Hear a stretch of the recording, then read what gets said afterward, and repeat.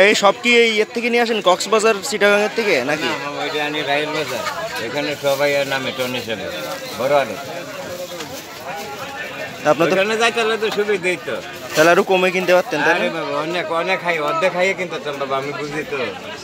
তো যান না কেন, একবার যাই বেশি করে নিয়ে আসবেন কিনে, একবারে যাই বেশি করে কিনে নিয়ে আসবেন। হ্যাঁ আনাও ব্যাপার না, মনে করেন বাসে ফালে দিলে আয় পড়ে। কথা হচ্ছিল রাজধানীর মিরপুরের একটা কাঁচা বাজারের এক শুটকি বিক্রেতার সাথে।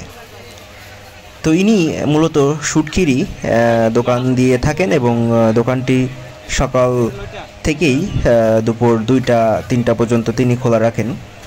এবং তার কাছে জানতে চেয়েছিলাম তিনি এই শুটকিগুলো কোথা থেকে সংগ্রহ করেন। তিনি বলেছিলেন যে রাজধানীর রায়ের বাজার থেকে তিনি এই শুটকিগুলো সংগ্রহ করেন।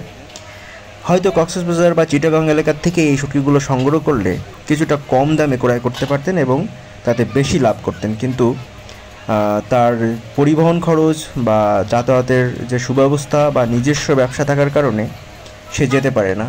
তো রাজধানীর এরকম অগণিত ব্যবসায়ী আছে যারা হয়তো দূর দূরান্ত থেকে তাদের প্রোডাক্ট নিয়ে এসে ব্যবসা করতে পারছে না, রাজধানীর মধ্য থেকেই ক্রয় করে তাদের ব্যবসা কার্যক্রম পরিচালনা করে থাকে।